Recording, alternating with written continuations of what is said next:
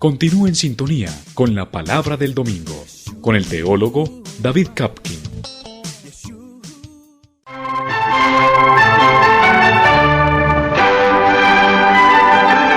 La Palabra del Domingo.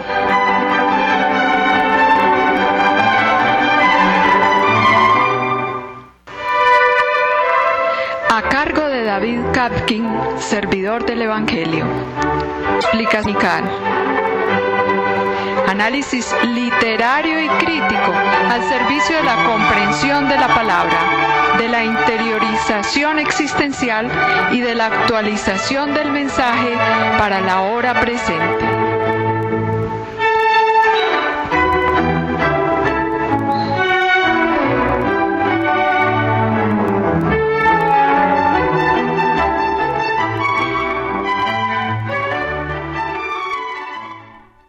Saludo a las personas que escuchan acá en la ciudad de Medellín este programa La Palabra del Domingo, y también a los que nos siguen desde lejos mediante la red mundial.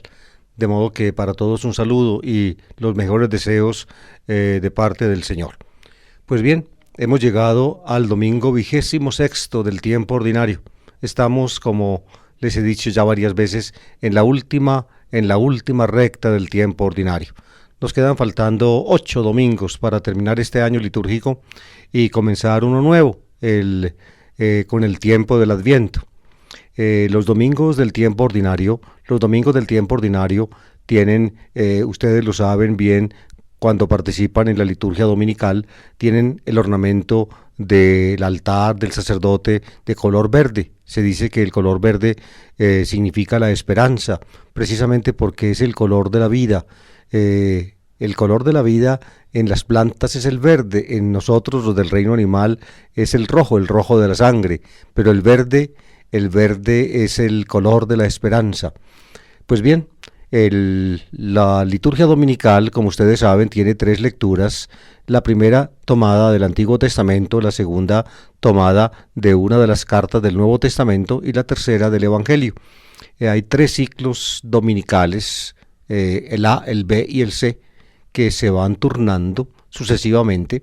El ciclo C, en el cual estamos ahora, tiene como evangelista privilegiado a Lucas, de modo que las lecturas del tiempo ordinario, en casi todos los domingos del tiempo ordinario, provienen del Evangelio de Lucas, también pues este domingo. De modo que después de esta cortinita musical, comenzamos la explicación de las 3 lecturas de este domingo.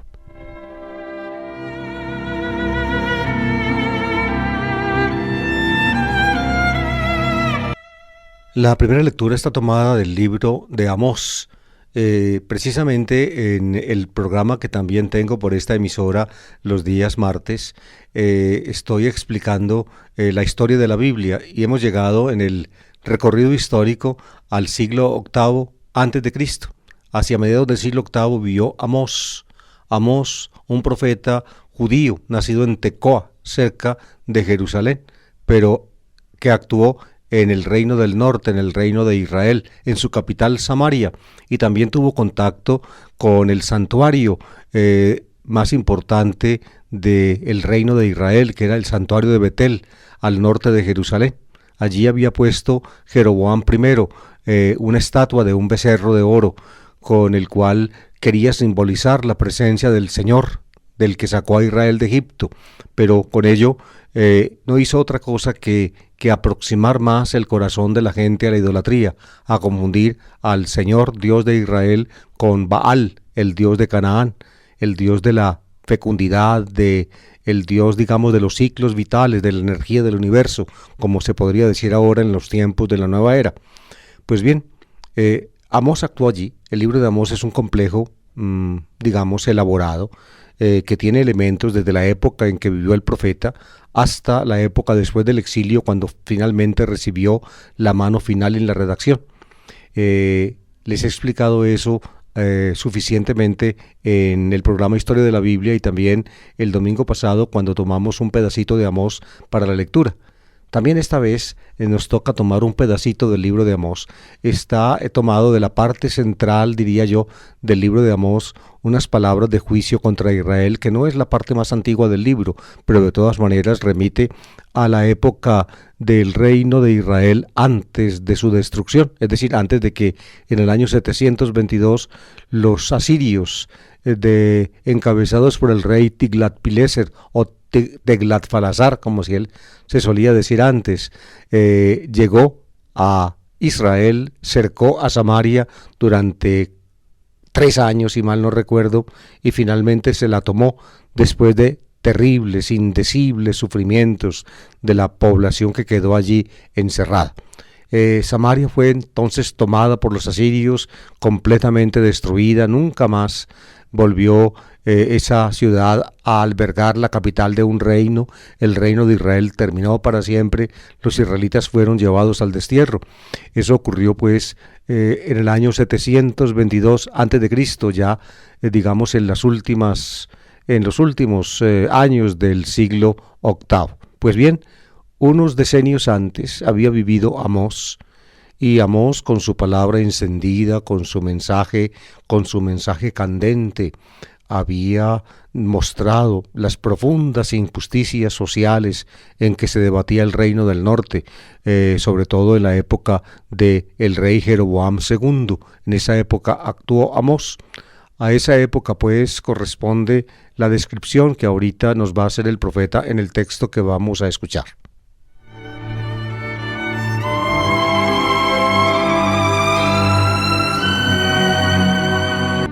El texto está tomado del capítulo 6 del libro de Amós. Toma al comienzo una parte de introductoria. Esto dice el Señor Todopoderoso. Y luego toma un contexto, brinca un poquito en el texto y sigue en el versículos 4 a 7, donde ya pues se escucha un contexto seguido. Dice así: esto dice el Señor Todopoderoso: ay de los que se fían de Sión, confían en el monte de Samaria, os acostáis en lechos de marfil, tumbados sobre camas, coméis los carneros del rebaño y las terneras del establo, canturreáis al son del arpa, inventáis como David instrumentos musicales, bebéis vinos generosos y os ungís con los mejores perfumes, pero no os doléis de los desastres de José. Por eso irán al destierro, a la cabeza de los cautivos. Se acabó el sarcasmo de los satisfechos, se acabó la orgía de los disolutos.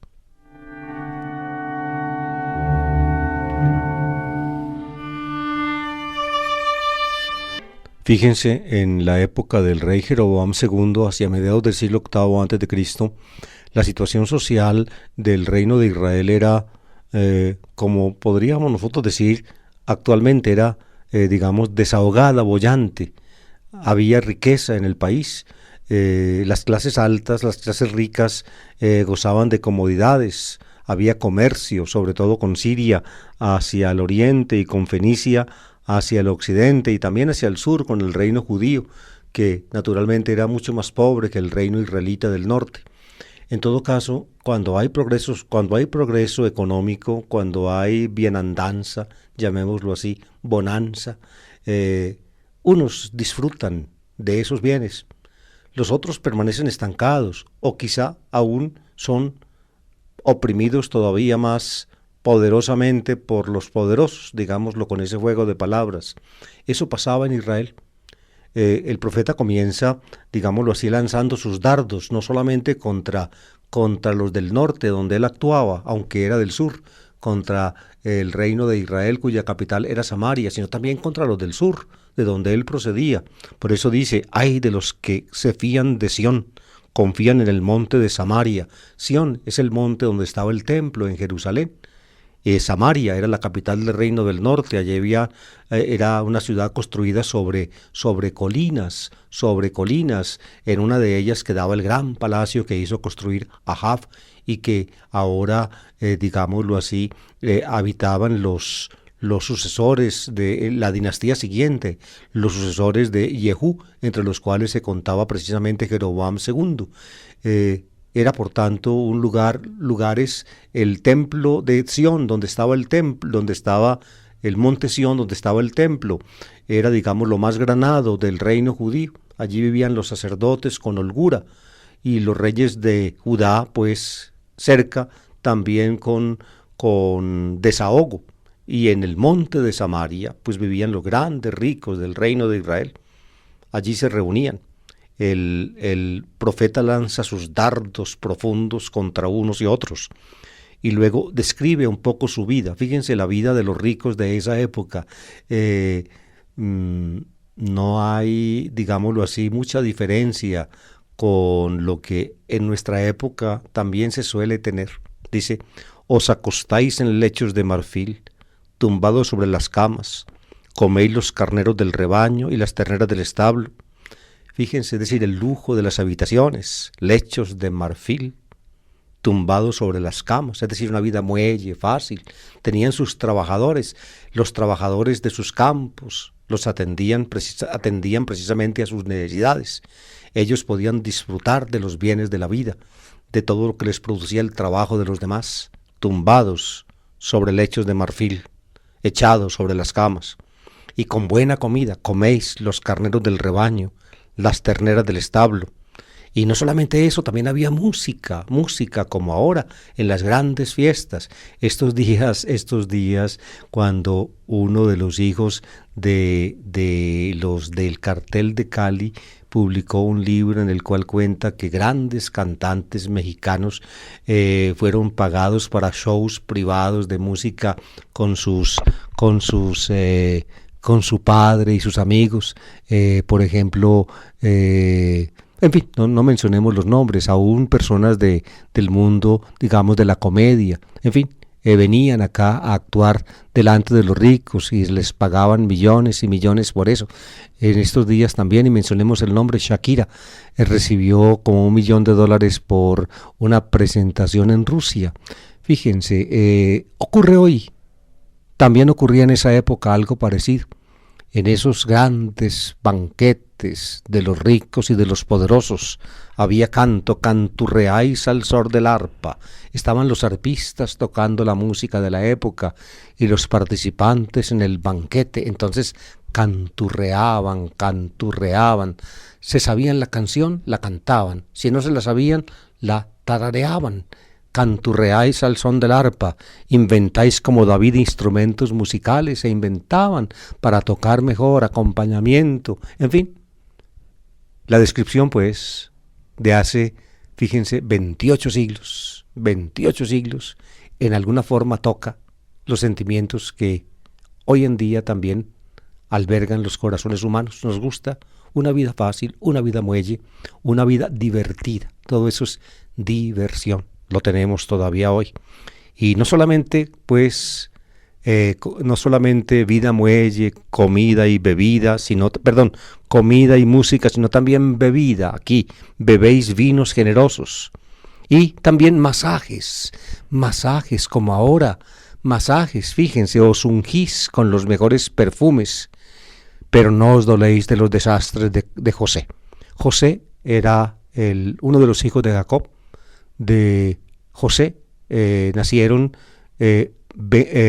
Efraín y Manasés. Las tribus de Efraín y Manasés ocuparon el centro de la región de los samaritanos, de Samaria, y también al oriente del Jordán. Efraín y Manasés, la más importante de las dos era Efraín.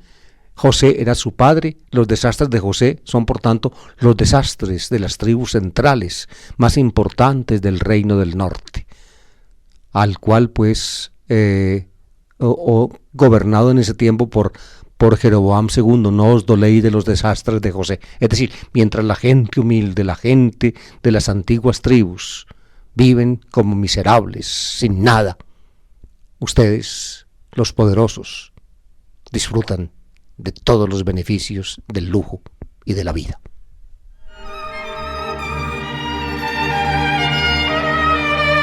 No tenían pues ojos para ver la miseria de los demás en su lujo, en su bonanza, en su extrema comodidad. Todo lo tenían. Para tenerlo no tenían que hacer nada porque otros hacían el trabajo por ellos. No tenían ojos para ver la miseria de los otros, ni tampoco oídos para oír sus lamentos. No los tenían. Por eso el profeta termina con una invectiva violenta, amables oyentes, violenta.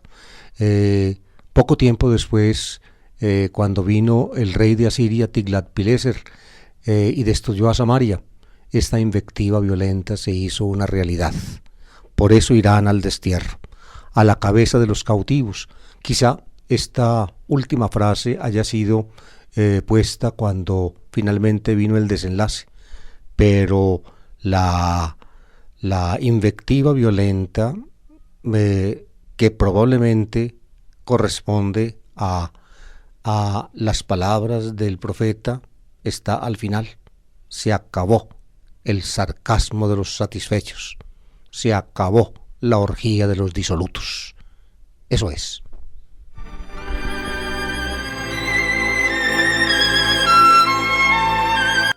Ya en los domingos anteriores habíamos comenzado a leer apartes de la primera carta del apóstol San Pablo a Timoteo.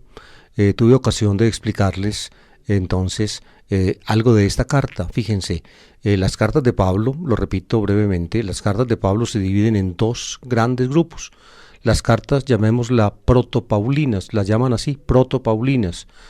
Todas las cartas del Nuevo Testamento que están bajo el nombre de Pablo están encabezadas pues en su estructura por su nombre, Pablos Apóstolos, así se dice, digámoslo así, repetidamente en el encabezamiento de todas las cartas. Pero unas son llamadas por los críticos actuales protopaulinas porque, digámoslo así, salieron de la palabra de Pablo, es decir, Pablo mismo las dictó y quizá en una que otra pudo haber escrito una frase conclusiva, pudo haber puesto su nombre, en fin, es muy posible.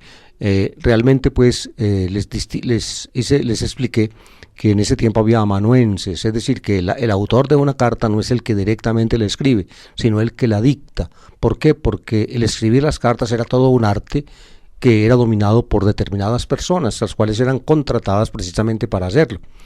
Las primeras, pues, las protopaulinas, fueron dictadas por el apóstol. Y hay otra serie de cartas que también están encabezadas con el nombre de Pablo, Pablos Apóstolos, que los modernos hoy llaman deuteropaulinas, es decir, son secundariamente de Pablo, porque no fue él el que los dictó, el que las dictó. ¿Y cómo se sabe eso? Cuando uno compara precisamente el estilo de esas otras cartas con el de las primeras, y uno aprecia que tiene un estilo ampliamente distinto,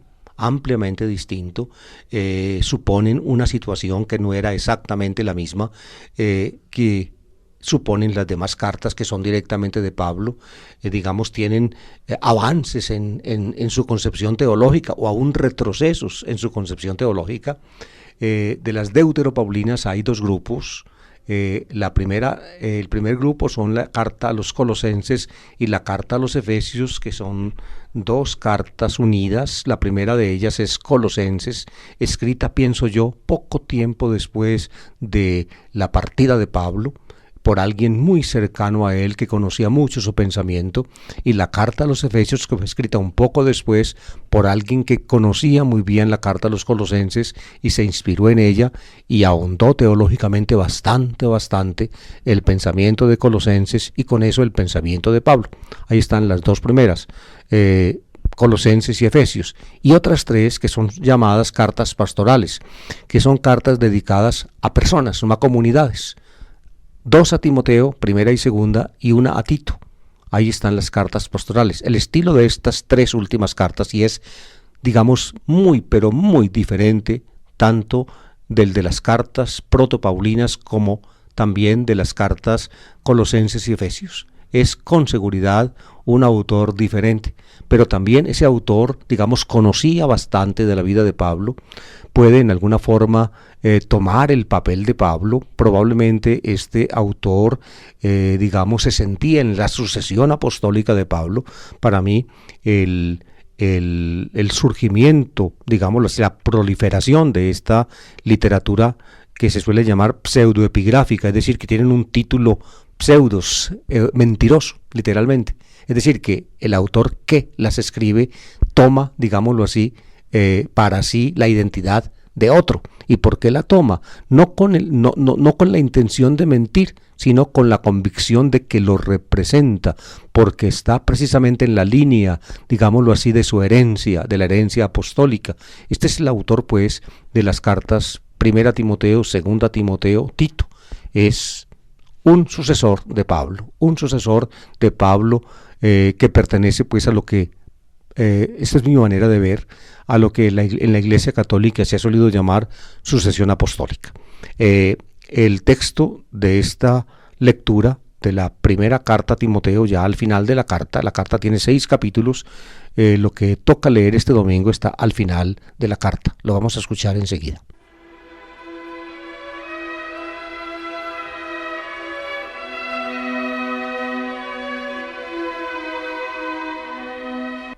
Hermano, siervo de Dios, practica la justicia, la religión, la fe, el amor, la paciencia, la delicadeza. Combate el buen combate de la fe. Conquista la vida eterna a la que fuiste llamado y de la que hiciste noble profesión ante muchos testigos. Y ahora, en presencia de Dios, que da la vida al universo, y de Cristo Jesús, que dio testimonio ante Poncio Pilato, te insisto en que guardes el mandamiento sin mancha ni reproche, hasta la venida de nuestro Señor Jesucristo, que en tiempo oportuno mostrará el bienaventurado y único soberano, Rey de los reyes y Señor de los señores, el único poseedor de la inmortalidad, que habita en una luz inaccesible, a quien ningún hombre ha visto ni puede ver. A él, honor e imperio eterno. Amén.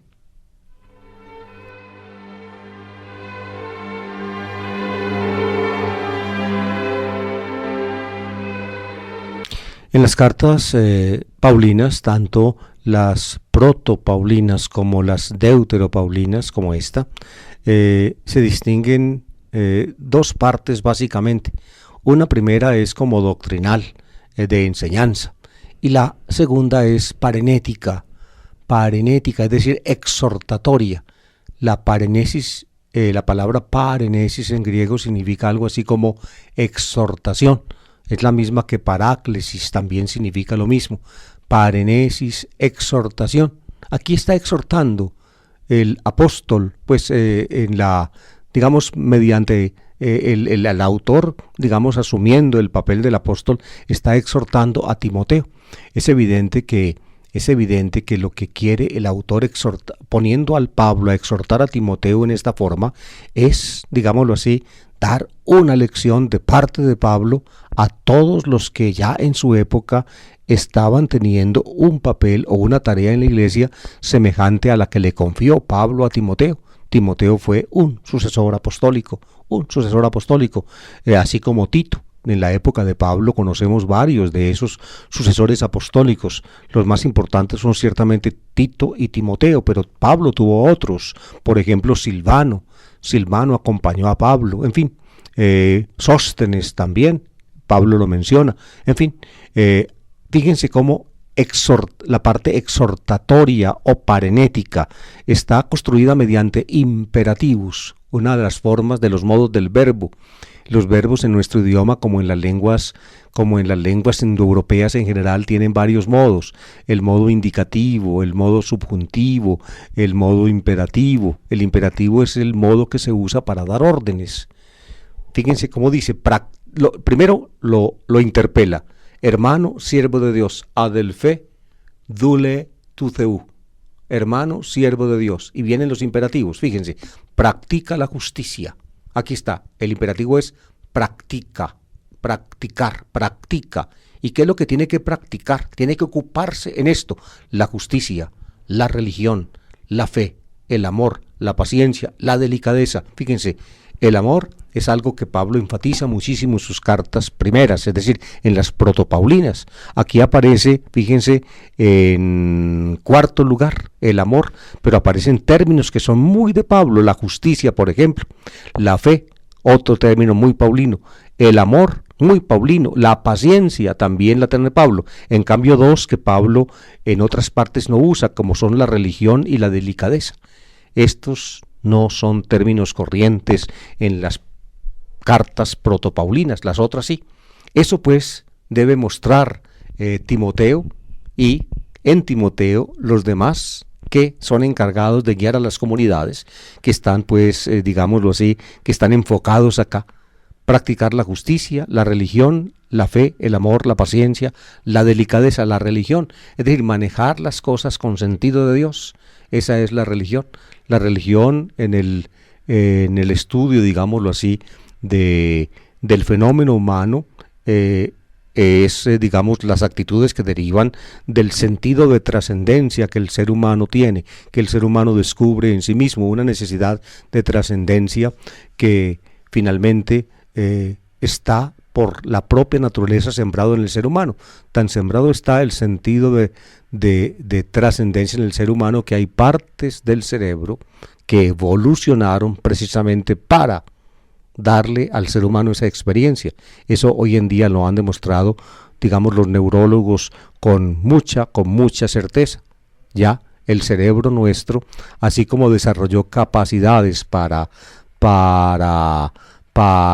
el lenguaje, digamos, analítico, o para el estudio analítico de los fenómenos objetivos, también desarrolló partes, digámoslo así, donde las experiencias de la trascendencia son elaboradas, hay partes del cerebro destinadas a eso.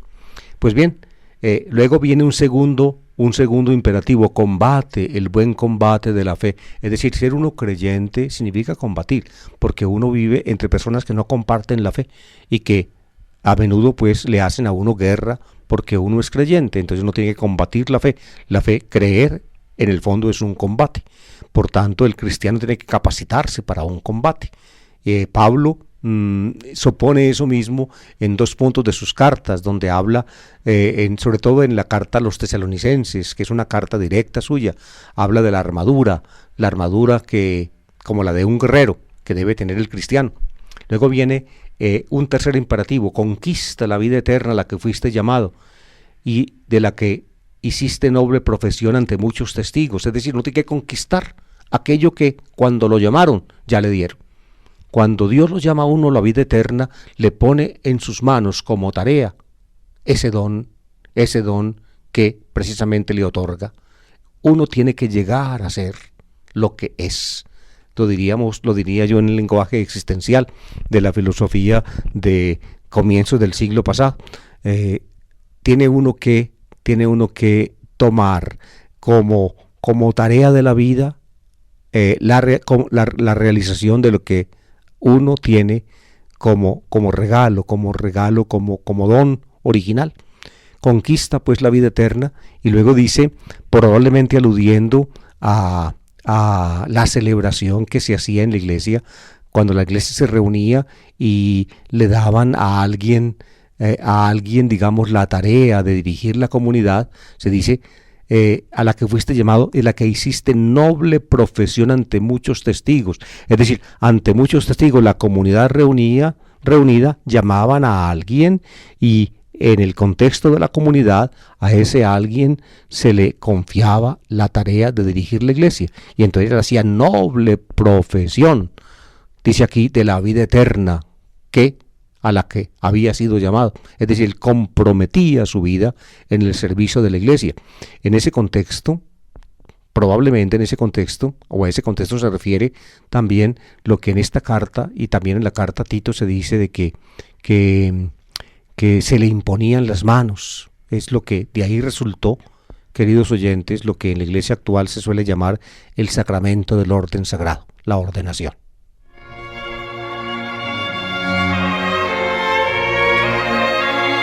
El texto termina con una especie de doxología. Él se glorifica a Dios, se le dan a Dios unos títulos maravillosos, en una vislumbre del final de los tiempos. Dice que precisamente en la venida de nuestro Señor Jesucristo, este será mostrado por Dios, y a Dios se le llama el bienaventurado y único soberano, Rey de los reyes y Señor de los señores, el único poseedor de la inmortalidad, que habita en una luz inaccesible, a quien ningún hombre ha visto ni puede ver. A él honor e imperio. Amén. Esa es pues una doxología, es decir, una glorificación de Dios. Cierra entonces el texto que toca leer este domingo y también pues la primera carta del apóstol San Pablo a Timoteo.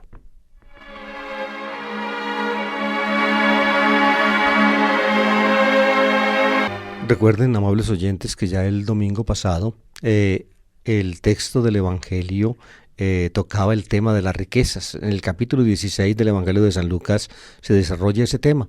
Lucas procede de esa manera, digamos, distinguiendo complejos temáticos en la gran sección de su Evangelio que él dedica a la gran marcha de Jesús a Jerusalén. Es así como Lucas pues llena el espacio de esa gran marcha que comienza en 9:51 y termina en 19:27, cuando Jesús finalmente se aproxima a Jerusalén y está en sus alrededores, que es lo que cuenta en 19:28. Pues bien, la gran marcha pues es una elaboración teológica lucana basada en una notica que trae Marcos por allá al comienzo del capítulo 10. Lucas elabora una expresión muy compleja y la llena con los materiales que le dan sus tradiciones, particularmente la tradición de Q y las tradiciones propias de él, y va tocando diferentes temas en los capítulos. En el capítulo 16 toca directamente el tema de la riqueza. El domingo pasado leíamos o escuchábamos la parábola del administrador tramposo, alguien que para, digámoslo así, abrirse camino en la vida después de que su patrón lo echara del trabajo, le perdonó la deuda a los deudores de su patrón y de esa manera mostró pues una gran habilidad. Esa habilidad la recomienda Jesús, no las trampas, sino habilidad en el manejo de las cosas, en el manejo de la vida, sobre todo en el contexto de las riquezas. La recomienda Jesús para abrirnos también camino delante de Dios. Pero de todas maneras, la riqueza es un inmenso riesgo y entraña un inmenso peligro. ¿Por qué? Porque, como vamos a ver en el texto que toca este domingo, la riqueza le cierra a uno los ojos y le tapa los oídos, para que uno no vea la realidad que lo rodea y uno no escuche los gemidos de los que necesitan una ayuda que uno nunca les da. Ese es el tema de este domingo en los textos de la liturgia, sobre todo en el primer texto del libro de Amós que escuchamos ahora, donde los ricos pues son fustigados terriblemente. Se acabó el sarcasmo de los satisfechos, se acabó la orgía de los disolutos, y esto ocurrió, cuenta el libro de Amós, cuando salían pues en primera fila hacia el destierro.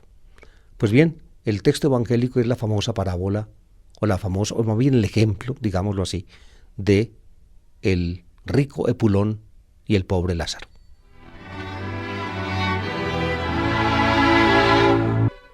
En aquel tiempo dijo Jesús a los fariseos: había un hombre rico que se vestía de púrpura y de lino y banqueteaba espléndidamente cada día.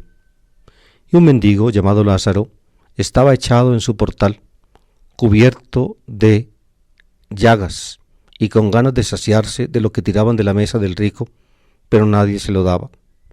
Y hasta los perros se le acercaban a lamerle las llagas. Sucedió que se murió el mendigo, y los ángeles lo llevaron al seno de Abraham. Se murió también el rico y lo enterraron. Y estando en el infierno, en medio de los tormentos, levantando los ojos, vio de lejos a Abraham y a Lázaro en su seno, y gritó: Padre Abraham, ten piedad de mí, y manda a Lázaro que moje en agua la punta del dedo y me refresque la lengua, porque me torturan estas llamas. Pero Abraham le contestó: Hijo, recuerda que recibiste tus bienes en vida, y Lázaro a su vez males. Por eso encuentra aquí consuelo, mientras que tú padeces. Y además, entre nosotros y vosotros se abre un abismo inmenso, para que no puedan cruzar, aunque quieran, desde aquí hacia vosotros, ni puedan pasar de ahí hasta nosotros. El rico insistió: Te ruego entonces, Padre, que mandes a Lázaro a casa de mi padre, porque tengo 5 hermanos, para que con su testimonio evites que vengan también ellos a este lugar de tormento. Abraham le dice: Tienen a Moisés y a los profetas, que los escuchen. El rico contestó: No, padre Abraham, pero si un muerto va a verlos, se arrepentirán. Abraham le dijo: Si no escuchan a Moisés y a los profetas, no harán caso, ni aunque resucite un muerto.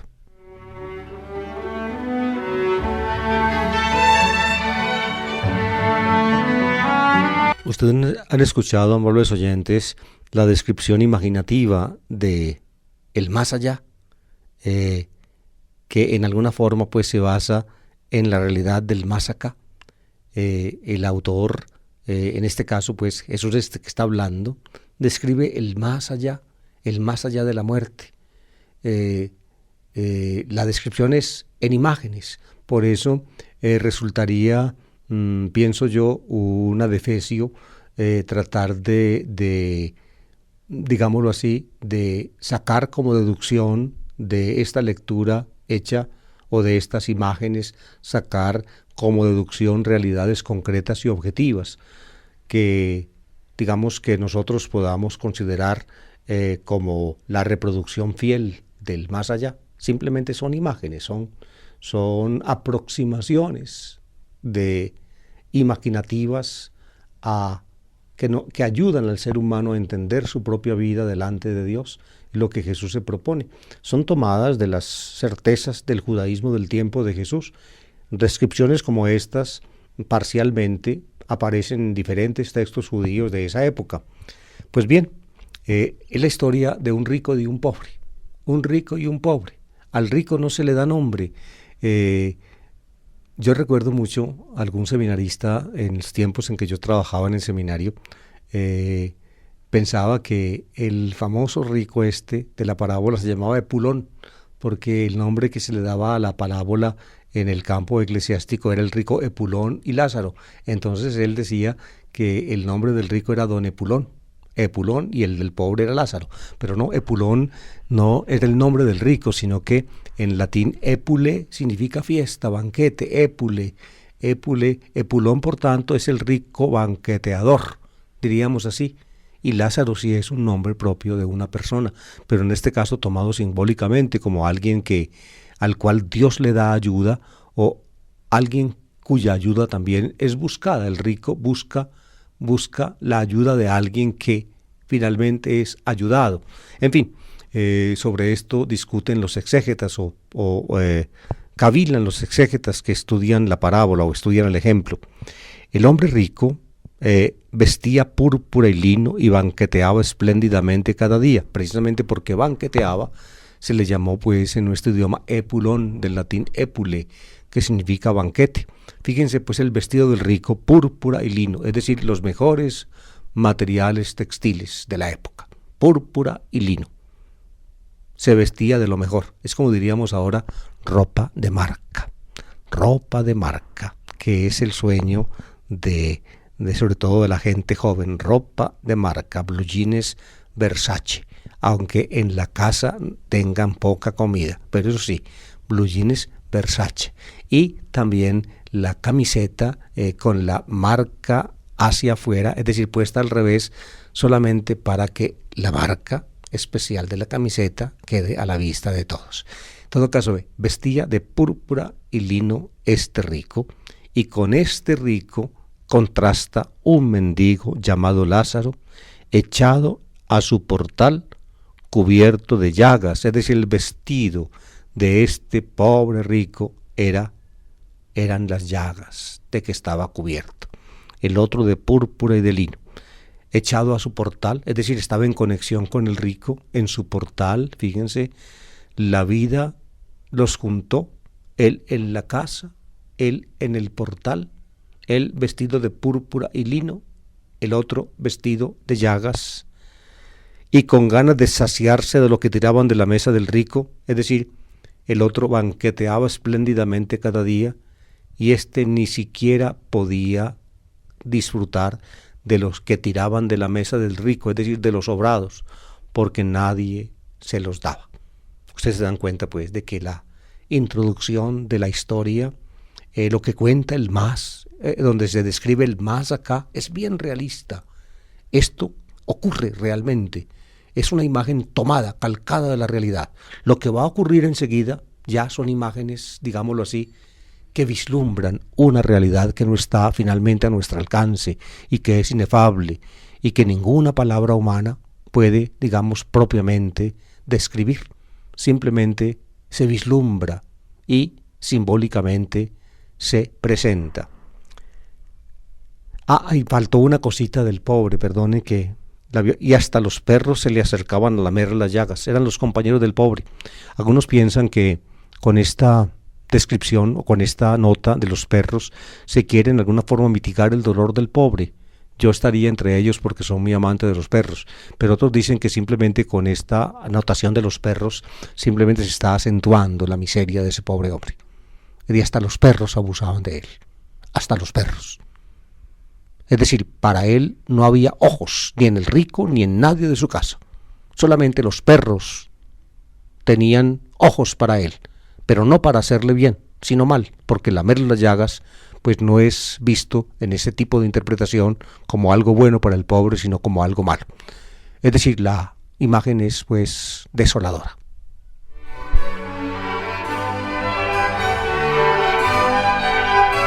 Pero llega algo que no puede ser evitado y que no distingue entre rico y pobre. Fíjense, es la muerte. La muerte. Cuando muere el pobre, los ángeles lo llevan al seno de Abraham. Es decir, humanamente nadie se ocupó de él, nadie, posiblemente lo botaron al basurero o a alguna tumba o alguna tumba común, es decir, a una tumba colectiva, un hueco donde echaban los cadáveres de aquellos de los cuales nadie se ocupaba, pero los ángeles se ocuparon de él. En cambio el rico no tuvo esa suerte. El rico se murió y lo enterraron, es decir, lo enterraron, le dieron un sepelio con honores, como se suele hacer. ¿Ven? La muerte no distingue, pero lo que ocurre después de la muerte distingue de nuevo a pobres y a ricos. Del pobre solamente se ocuparon los ángeles, del rico se ocuparon sus deudos, claro, los que iban a heredar, naturalmente, y lo enterraron con los honores. Lo que sigue después de esto, queridos oyentes, ya es simplemente un vislumbre, o mejor, una vislumbre, digámoslo más bien, una vislumbre, diría yo, imaginativa, que fue dándose en el judaísmo y que de allí pasó al cristianismo, y estando en el infierno empieza a contarse la historia pues del más allá del rico. Y estando en el infierno, aquí el infierno ya no es simplemente el lugar de los muertos de la antigua teología de Israel. En la antigua teología de Israel, el lugar de los muertos se llamaba Sheol, entre los griegos se llamaba Hades, es el lugar de los muertos. Al lugar de los muertos, el Sheol, van a dar todos los muertos sin distingo. En un comienzo Israel no hacía distingo o distinción entre los muertos buenos y los muertos malos, pero ya en esta época sí, ya hay distinción. Por eso en el Sheol, en el lugar de los muertos, de todos los muertos, había como dos compartimentos, uno para los muertos malos, que era el lugar de los tormentos, y otro, que era aquí lo llaman el seno de Abraham, o lo suponen el seno de Abraham, donde Abraham acompaña a sus hijos muertos. Y estando en el infierno, en medio de los tormentos, levantando los ojos, vio de lejos a Abraham y a Lázaro en su seno, y gritó: Padre Abraham. Fíjense que desde el lugar de los muertos, de los malos, de los tormentos, se puede ver el lugar de los otros muertos que están allí, no solo, sino con Abraham. Abraham los acompaña, son sus hijos. Se pueden ver de lejos, no hay otra comunicación que el grito, y por eso el grito del rico. Padre Abraham, llama a Abraham su padre. Acuérdense que por allá Juan Bautista decía que Dios puede convertir estas piedras en hijos de Abraham, es decir, que llamar a Abraham padre o tener como padre a Abraham no es ninguna garantía, según Juan Bautista. Aquí bulle una idea semejante en esta historia. Padre Abraham, ten piedad de mí, y manda que Lázaro moje en agua la punta del dedo y me refresque la lengua, porque me torturan estas llamas. Es decir, el tormento es el fuego.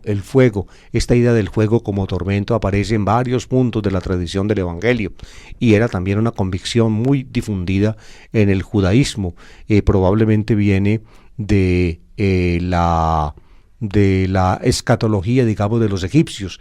Es decir, todo esto tiene una historia religiosa compleja. En todo caso, fíjense aquí, interesante, el rico quiere apelar a Abraham como padre suyo. Es decir, el hecho de ser hijo de Abraham, de ser judío, para él puede implicar o debería implicar cierta ventaja. Al menos una gotica de agua. El que banqueteaba espléndidamente cada día, vestido de púrpura y de lino, ahora añora una gotica de agua, que el pobre Lázaro moje el dedo en agua y le refresque la lengua, porque las llamas lo torturan. Oigan pues, la descripción es patética. Una gotica de agua, nada más, pide el rico a su padre, y le parece que su padre, precisamente porque es su padre, se lo puede conceder. Y fíjense, y esto es quizá lo más impactante de esta tragedia, el rico tiene ojos para ver a Lázaro. Ahora sí lo ve junto con Abraham. Antes no lo vio cuando estaba tendido en el umbral de su casa, en el portal de su palacio. No lo vio, ahora sí lo ve, ahora sí lo ve. Antes ni siquiera los sobrados que caían de su mesa los podía recibir Lázaro. Ahora quiere que Lázaro le dé a él una gota de agua con la punta del dedo mojado, puesto sobre su lengua. Abraham le contestó: hijo, recuerda que recibiste tus bienes en vida y Lázaro a su vez males. Por eso encuentra que consuelo mientras que tú padeces. Este es un principio, amables oyentes, digámoslo así, estremecedor en la teología del judaísmo hasídico, al menos en algunos diría yo, en algunos grupos de ese movimiento del judaísmo tardío, vinculado luego con el cristianismo, esta teoría se había desarrollado. Uno puede encontrar algo parecido en el Magnificat de la Virgen. Es como por principio, el que tiene cosas, el que disfruta de cosas buenas, luego va a ser despojado y castigado. En cambio, el que en esta vida tiene dificultades y luchas y carencias, ese va a ser premiado. Eso es expuesto aquí prácticamente como un principio inamovible. Algo parecido, les decía yo, aparece en el Magnificat. Desposeyó a los poderosos, enalteció a los humildes, a los pobres llenó de bienes, a los ricos los despidió vacíos. Es decir, Dios hace exactamente todo lo contrario. Es decir, esta realidad del mundo está tergiversada y Dios la quiere cambiar. Sobre esa inmensa paradoja, digámoslo así, construyó Jesús, o edificó Jesús su manera de ver. Aquí aparece, expuesta en una forma, diría yo, muy, muy dura, como por principio. Tú recibiste tus bienes en vida y Lázaro males. Por eso, oigan ese por eso, diatuto, por eso, precisamente por eso, porque esas cosas tienen que cambiar. Por eso tú eres atormentado y él es beneficiado. Por eso, porque antes tú tuviste lo tuyo y él no lo tuvo. Es decir, prácticamente sin que medie nada ético, que es, el problema o el cuestionamiento que este texto impone. Lastimosamente ya estamos llegando a término del programa, no puedo explicar todas las cosas, simplemente concluyamos el texto. El rico, además, dice Abraham: entre vosotros y nosotros se abre un abismo inmenso, no se puede pasar de allá para acá, ni de aquí para allá, es decir, imposible, Lázaro no puede ir. Tú me llamas Padre Abraham, y Abraham le contesta: hijo. Es decir, Abraham no niega la paternidad con este rico judío condenado, sigue siendo padre, pero esa paternidad no redunda en nada, absolutamente en nada. Abraham no le puede ayudar porque no se puede pasar por ese abismo inmenso. El rico insistió: te ruego entonces, Padre, que mandes a Lázaro a casa de mi padre, porque tengo 5 hermanos, para que con su testimonio evites que vengan también ellos a este lugar de tormento. El hombre tiene cierta nobleza. Para él ya pues no hay nada, pero para sus hermanos sí. Es evidente que esta última parte de la historia aparece como un apéndice. Posiblemente esta historia pues tuvo su crecimiento. Los exégetas que miran este texto con todo detenimiento, así lo han mostrado, El rico pues piensa en sus hermanos, pues si para mí ya no hay ayuda, pues para mis hermanos sí, que vaya Lázaro, que vaya Lázaro. Y este ir Lázaro a la casa de sus hermanos es interpretado como resurrección. Es decir, ni siquiera si resucita un muerto van a creer.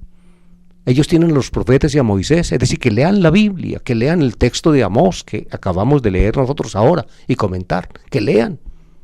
Que los ricos no pueden actuar con ese sarcasmo con que actúan, que no pueden, digámoslo así, seguir ignorando que hay pobres a su alrededor, que no pueden pensar que todos los beneficios de la vida es solamente para ellos, que no pueden seguir desoyendo los clamores de medio mundo con hambre, más de medio mundo con hambre y con miseria, mientras ellos pululan en beneficios, en riquezas y en sofisticaciones. No pueden. Que lean a Moisés y los profetas. Les dice pues Abraham. Y el rico contesta, no, Abraham, no, yo también tenía a Moisés y los profetas y no me interesaban para nada. Decía pendejadas, tonterías. No, yo también los tenía, pero si un muerto va a verlos, entonces se convertirá. Y aquí viene pues un cierto acento cristiano en el texto. No, le dice Abraham, no. Si no escuchan a Moisés y a los profetas, dice la palabra de Dios, no los toca. Ni siquiera si un muerto va a verlos, si un muerto resucita, se convertirá. La alusión a la resurrección de Cristo aquí está implícitamente dada. Vino Jesús y resucitó. ¿Y qué? Sí hemos hecho caso.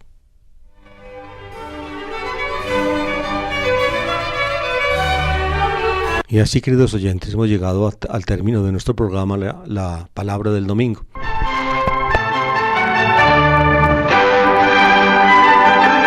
La palabra del domingo.